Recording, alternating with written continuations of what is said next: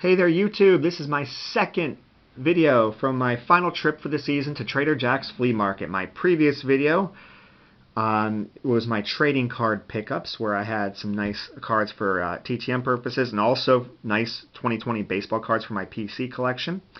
And this video is going to be my not trading cards here. Programs, the magazines, the photos, you know, the other stuff. So hopefully you'll enjoy it. And we're just going to go ahead and just jump right into it. Just as an FYI, I upload a TTM video once every Monday, and also videos on Wednesday and once on the weekend, usually on Saturday. So starting off, got myself a 1988 Pro Wrestling Illustrated with Ted DiBiase on the cover. This is going to go out TTM, no doubt. That's what's going on with this. And I also bought this one. Both these magazines were 2 for $5. $3 each, but you know, $5 for both of them, no problem. This is from 1982, July 1982. I know Jerry Lawler TTMs. I mean, there's some random names on the front. The Scott Casey, the Rick McGraw, Steve Travis. That's pretty cool. I mean, you know, Hulk Hogan, Sylvester Stallone. Yeah, we know those names, but yeah, if anything, this is going to get sent out TTM to Jerry Lawler. So that was actually a pretty nice find. Alright, then I bought some trading cards from a couple of vendors, but I showed that in my previous video. Next up, a $1 mouse pad. I needed a mouse pad, new mouse pad, and still sealed up and everything. I mean, apparently retailing this was $12 at one point, but it's a Super Bowl 40, Steelers Super Bowl 40 champs mouse pad. So I just asked how much for the mouse pad. She said $1. Yep, that's it. That's all I want to pay for a mouse pad. And that one's actually pretty cool too, you know. Yeah. And then Baseball Card Castle. She was there. Bought 5 packs of penny sleeves. $5 total. Now, those can be very tricky to come by, especially without having ridiculously inflated prices. So who knows when this video is going to get shown, by the way. Who knows when that previous video and this video is going to get shown. I mean, I'm going to show them consecutively, but dang. Yeah, maybe by the time this video comes out in at least a couple months or so. Heck, it could be 6 months before this video comes out. But, you know, hopefully the prices on supplies will come down because the supply for the supplies will be back up. Alright, then I bought 2 unsigned photos for $5 total. We got Brian Trottier, whom I believe he still signs through the mail. So my plan is to try to get him to sign that TTM. Great picture of him holding up the cup. And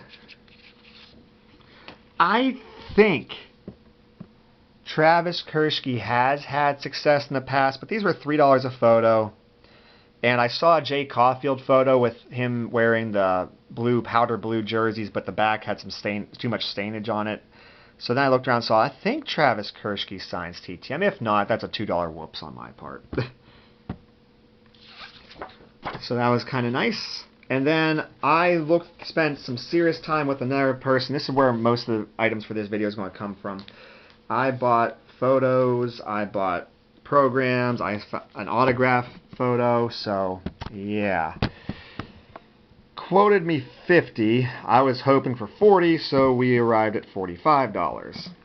And looking back at, that's a good deal for this. I was thinking $40 is where it really should be, but you know, after I looked at it some more, I'm like, this is pretty good. I have 9 photos in here, 2 programs, and the one photo, I'm using that word loosely, and an autographed 8x10 photo. So anyway, we're going to get started here, and Gene Alley, I mean, he was a member of the 1971 World Series teams. He has some nice little accomplishments along the way too. So I might send that one out TTM because he's never done a signing for years. If he has, it's been a long time. Same with Luke Walker. Definitely looking forward to sending that one out as well. Manny Sanguillen, who knows if I'll ever get this signed. Who knows if, you know, what the future of baseball in-person watching games will be. Who knows if he'll be at PNC Park at his food stand there, but Manny Sanguillen. Steve Blass makes a lot of appearances for the Pirates. Just retired after 60 years with the club. He does TTM. That will probably be the fate of this photo. It'd be great if he could sign. I love that picture of him with that big smile. Bob Robertson has made appearances with the Pirates. For a very brief moment he TTM, but this will have to be an in-person one most likely. Dave Justy does TTM. In fact, I believe he appreciates the fan mail, so this will go out with a couple cards and a donation. So this one I think I count as one, but really should be two. We got this 1990 Steeler team photo. And on the back, there was one of the 3 sheets that McDonald's had given out of these oversized game day cards. I would definitely not break them up. I'd just send it out to get signed. So my plan for this one is send out to Merrill Hodge. Got the card there. And he was a member of the team. It makes perfect sense to me. I mean, Neil O'Donnell does sign TTM, but I've not been very successful with him. He's not sent back. I'd send him 3 cards. He'd send me back 2. I'd send him a card. He never returned. I've not had very good success with him. And here we go. Maybe at some point this could be a TTM item for Ben Roethlisberger. I don't know. That would be awesome if I got that signed by him after he won Super Bowl 43. Alright, let's get a program rolling here. So those were the 9 photos. We have Rennie Stennett, Mr. 7 for 7, with the Panamanian Express. This would look amazing with some blue ink on it. The condition is actually pretty stinking good, too. I did not open it up to see if it was scored, but yeah, I think it looks excellent. Alright, we're getting there. We got 2 more items here. We got another program. It's 1980, well, scorebook. I don't know if it's been scored or not, but love how they have the American flag with the 1979 World Series champs. Great looking shot of Three Rivers Stadium. This is back when it was a pretty young stadium. And yeah, so this would look great to get some signatures if there's like a freebie situation with members from the 79 team and I have them on so much stuff already. I'll just take this with me. Oh, this needs to come out of this plastic like now.